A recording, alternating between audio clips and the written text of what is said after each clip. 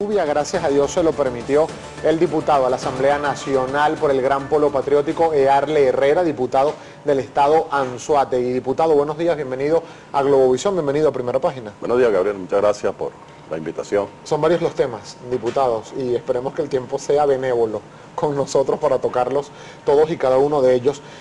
Recientemente, diputado, y me gustaría porque usted ha sido por años, bueno, diría más que por años, por décadas, un profesional de la comunicación, un escritor que ha hablado mucho acerca de los procesos de diálogo en Venezuela, oficiales y no oficiales, no en estos tiempos de la llamada Revolución Bolivariana, sino en décadas anteriores. Procesos que se iniciaron con grupos de izquierda, partidos comunistas, personas que venían de las armas en lo que fue el proceso de pacificación en Venezuela. Uno de los puntos del diálogo que se aprobaron, de acuerdo a lo que fue el informe del Vaticano en esta reciente mesa de diálogo entre gobierno y oposición, fue bajarle el tono al discurso tanto de los representantes del gobierno como de la oposición. ¿Usted cómo evalúa este punto específico? ¿Qué tan importante sería bajar el tono del discurso?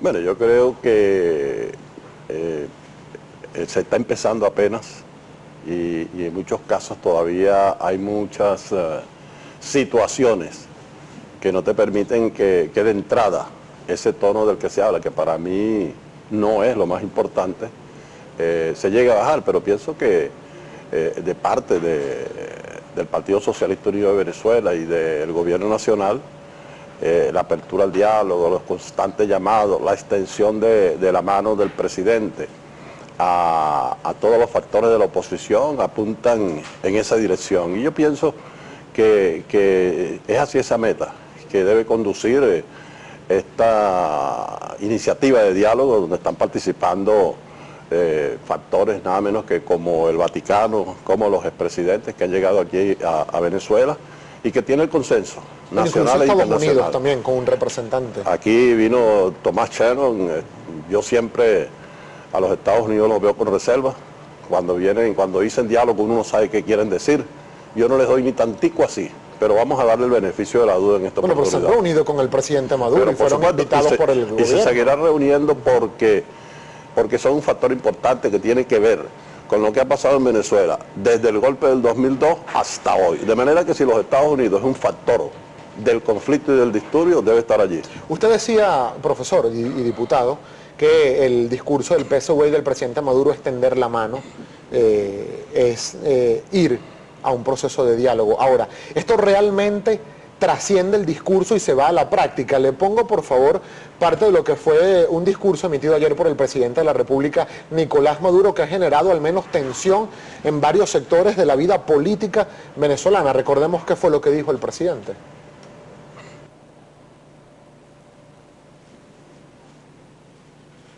Miraflores no es este espacio físico solamente que el pueblo ha sabido defender y que más nunca volverá esa gente por aquí, ni por las buenas ni por las malas, vendrán más nunca Miraflores, ni con votos ni con balas, entrará más nunca Miraflores. Esa burguesía salió corriendo de aquí el 13 de abril despavorida, iba de primero Patricia Poleo, allí, rocoto, huyendo. Lo que dieron fue pena, todos huyeron de aquí y más nunca volverán, ni por las buenas ni por las malas, para que lo sepáis.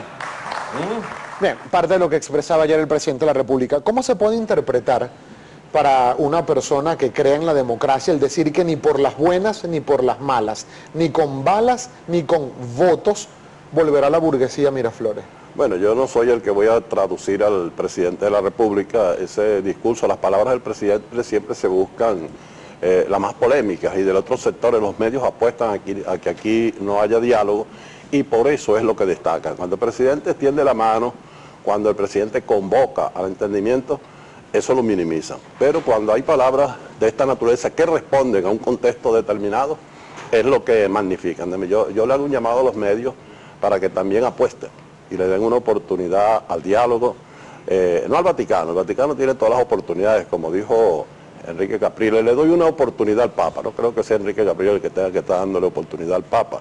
El Papa se la dio y está aquí. Y yo creo que eso es lo que hay que destacar, porque si vamos a eso, tendrías que pasarme los sonidos del ultimátum que le dan al gobierno, de que le ponen 10 días de plazo, de que si no hay elecciones generales, realmente hay quienes han convertido el diálogo en una especie de carmonazo. Me destituye el CNE, me nombras otro Tribunal Supremo de Justicia, es el decreto de Carmona.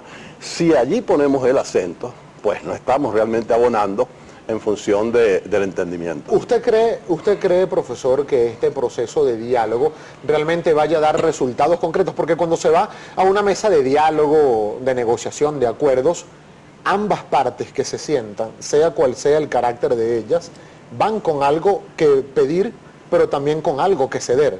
Es lo que ha pasado tradicionalmente en el mundo entero cuando se dan este tipo de mesas. ¿Qué estaría dispuesto a ceder el gobierno nacional? Porque, por ejemplo, la oposición solicita o que se reactive el referéndum revocatorio, una vía electoral, o que se aplique de alguna forma u otra alguna enmienda constitucional que permita el adelanto de elecciones generales. ¿Estarían ustedes dispuestos en el Gran Polo Patriótico, en el PSV, diputados, a considerar alguna de estas posibilidades? Mira, por razones estratégicas, cuando tú vas a una mesa de diálogo, tú no enseñas todas tus cartas. Eso saldrá en las conversaciones que tendrán allí los representantes de ambos sectores. Si tú me dices a mí que están dispuestos ustedes a dar y qué piden ustedes, como yo pertenezco a la generación del Mayo francés de 1968, yo hago mía aquella expresión, seamos realistas, pidamos lo imposible. Ellos van a pedir lo imposible, nosotros también. Y allí pues buscaremos los puntos de irnos acercando a lo posible. Pero eso lo vamos a decir allí en la mesa de negociaciones. Ha dicho el presidente Maduro, diputado, y también, por ejemplo, Jorge Rodríguez, que es uno de los principales representantes del gobierno en esa mesa de diálogo, que dentro de la Constitución todo, fuera de ella, nada.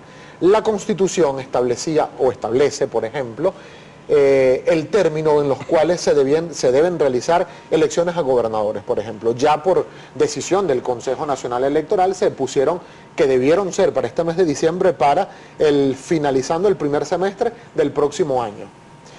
Se decidió suspender vía judicial el 1% de la recolección de firmas en 7 estados del país, lo que inhabilitó el 20% que iba a permitir la activación del referéndum revocatorio. Hay sectores de oposición, sectores políticos que aseguran que lo que hay es temor a ir a un proceso electoral por parte de fuerzas oficialistas. ¿Usted qué diría?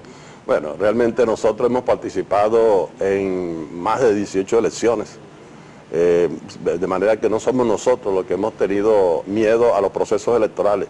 Y fuimos nosotros, yo fui miembro de la Asamblea Nacional Constituyente, quienes allí incluimos aquellos instrumentos para que sea efectiva la democracia participativa y protagónica. Aquí se han hecho otros referéndums al presidente Chávez, nosotros lo hemos aceptado cuando han cumplido las normas. En cuanto a las elecciones regionales, creo que los sectores interesados fueron ellos los que le antepusieron unas elecciones regionales, unas nacionales como es el referéndum, y lo solicitaron primero, y eso por supuesto les hizo perder a ellos un tiempo valioso. Pero una cosa colide con la otra, profesor, porque si el término estaba en que este diciembre fenece el periodo de los gobernadores, no tendría por qué una solicitud que se podía hacer o no afectar algo que debía ser un cronograma fijo. No, la ley orgánica de procesos electorales te establece un lapso entre elecciones regionales y elecciones nacionales, que es lo que lleva al Consejo Nacional Electoral a tomar esa decisión. Y los factores de la oposición lo que pidieron primero fue un referéndum y hacia eso se abocó el poder electoral. ¿Y cómo quedan ahora que este año no se realizó ni una cosa ni otra? El problema de la oposición, creo que el Consejo Nacional Electoral entregó un cronograma dentro de los lapsos posibles para que se den esos procesos, para que se dé el referéndum, que ya no será este año, y también para que se den las elecciones regionales que están pendientes en ese cronograma electoral. Y yo te quiero decir lo siguiente con respecto, porque es que me quedó un poco la cuestión de la altisonancia en el diálogo. Mira, no en Venezuela, que realmente aquí no hemos llegado a un conflicto armado. Sin embargo, aquí ha habido muertos, aquí ha habido guarimbas, aquí ha habido golpe de Estado, aquí ha habido sabotaje petrolero. A este país le han dado duro. Pero en aquellos países donde la situación ha sido más difícil, las mesas de conversaciones se están dando y por el otro lado el conflicto ha continuado. Es decir, los factores que están enfrentados no se han desarmado. Aquí no es que no nos vayamos a desarmar en cuanto al lenguaje. Aquí lo que andamos buscando es que lo que prevalezca sean aquellos factores que van en función de ese diálogo y de la paz. Nosotros tenemos que hacer una breve pausa, diputado, pero al regreso, además de revisar la participación de la audiencia,